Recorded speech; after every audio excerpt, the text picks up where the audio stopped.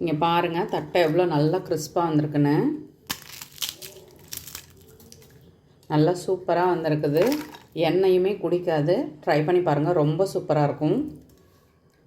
Video பிடிச்சா like பண்ணுங்கள். என்னோடய வீடியோ உங்களுக்கு யூஸ்ஃபுல்லாக இருந்தால் சப்ஸ்கிரைப் பண்ணிக்கோங்க. தேங்க்யூ.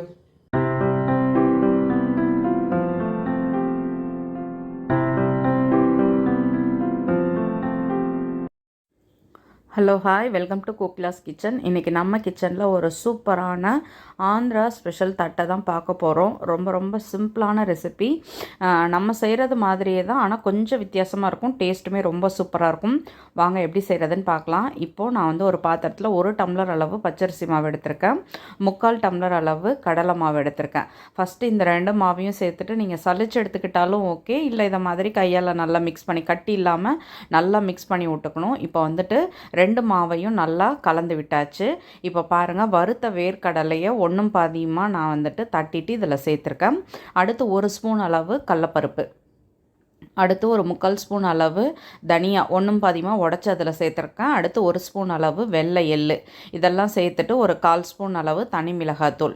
இப்போது இதில் வந்துட்டு பொடியாக கட் பண்ண கருவேப்பிலையை சேர்த்துக்கலாம். கருவேப்பிலை சேர்த்துட்டு தேவையான அளவு உப்பு சேர்த்துக்கலாம். உப்பு சேர்த்ததுக்கப்புறம் இப்போ வந்துட்டு நம்ம இதை வந்து எல்லாத்தையுமே நல்லா கலந்து விட்டுக்கலாம்.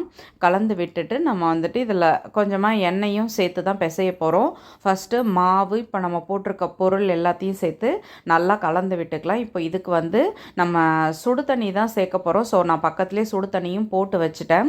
இப்போ கொஞ்சமாக எண்ணெய் சேர்த்து இந்த மாவோட எல்லா இடத்துலையும் படுற மாதிரி நல்லா மிக்ஸ் பண்ணி எடுத்துக்கலாம். இப்போ பாருங்கள், இதை வந்துட்டு நல்லா கலந்து விட்டாச்சு. சுடு தண்ணியும் ரெடி ஆகிடுச்சு. எடுத்தடுப்புலேயே தண்ணி நிறையா சேர்க்காம கொஞ்சம் கொஞ்சமாக சேர்த்து பிசையணும். மாவு வந்து ரொம்ப லூஸாக போயிட்டுனா உங்களுக்கு வந்து சரியாக வராது, எண்ணெயும் குடிக்கிற மாதிரி ஆகிடும். ஸோ ஃபஸ்ட்டு நம்ம வந்து சுடு தண்ணியை சேர்த்துட்டு கரண்டியால் தான் கிளறி விடணும். மறந்து போய் கூட கை வச்சு கிளறிடக்கூடாது. ஃபஸ்ட்டு நம்ம வந்து கரண்டியை வச்சு கிளறி விட்டுட்டு அதுக்கப்புறம் கையால் நல்லா மிக்ஸ் பண்ணி விடலாம். இப்போ பாருங்கள், ஓரளவுக்கு நல்லா இதை வந்துட்டு தண்ணியோட மாவு வந்து நல்லா மிக்ஸ் ஆகிடுச்சு. இப்போ இன்னும் கொஞ்சமாக தண்ணி சேர்த்துட்டு அதுக்கப்புறம் மாவை வந்து நல்லா திக்காக பிசைஞ்சு எடுத்துக்கலாம். தண்ணி மட்டும் ஜாஸ்தி சேர்த்துடக்கூடாது. இப்போது இன்னும் கொஞ்சம் தண்ணி சேர்த்து மாவை வந்து நல்லா கலந்தாச்சு. இப்போ மாவு வந்து நல்லா உருண்டையாக உருட்டி எடுத்துக்க வேண்டியதான்.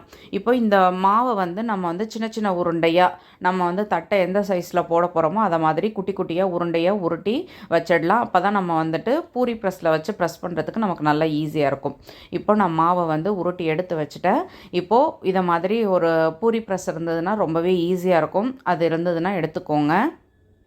எடுத்துட்டு இப்போ வந்துட்டு ஒரு 2 பிளாஸ்டிக் பேப்பர் தான் நான் வச்சுக்க போகிறேன். ஏன்னா அது வந்து செய்யும்பொழுது கொஞ்சம் ஈஸியாக இருக்கும். அதுக்காக நீங்கள் வந்துட்டு இல்லை இலையில் வச்சு செய்கிறதா இருந்தால் கூட அது உங்களோட சாய்ஸ் தான்.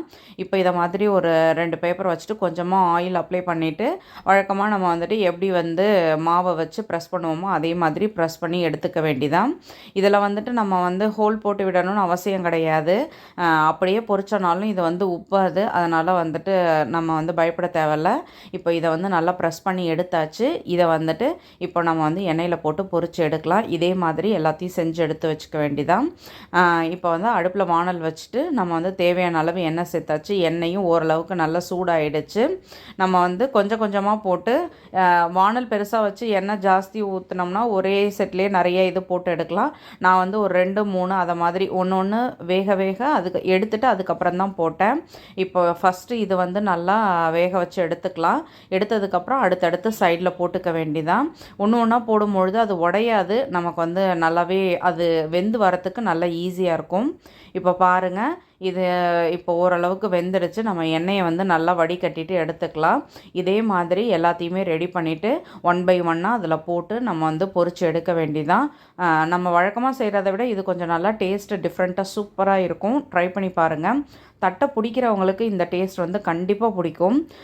நம்ம வந்து கடலைப்பருப்பை வந்து ஊற வச்சு தான் சேர்ப்போம். இவங்க வந்து அப்படியே டைரெக்டாகவே சேர்க்குறாங்க. அது இன்னுமே எண்ணெயில் போடும்பொழுது கிறிஸ்பாக ஆகிடுது. சாப்பிட்றதுக்குமே நல்லா சூப்பராக கிறிஸ்பாக இருக்குது. இப்போ பாருங்கள், நான் ஃபஸ்ட்டு செட்டு எல்லாத்தையுமே போட்டு பொரிச்சு எடுத்துட்டேன். அதுக்கப்புறம் 2வது செட்டும் இது கூட இப்போ நான் வந்து போட்டுட்டேன்.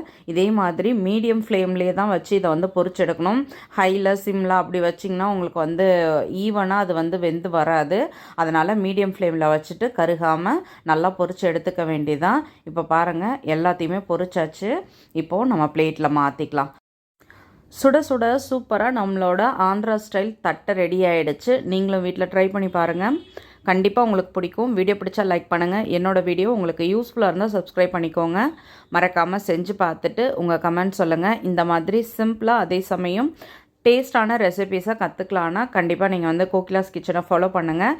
எங்களை மாதிரி சின்ன சேனல்ஸை சப்போர்ட் பண்ணுங்கள். தேங்க்யூ.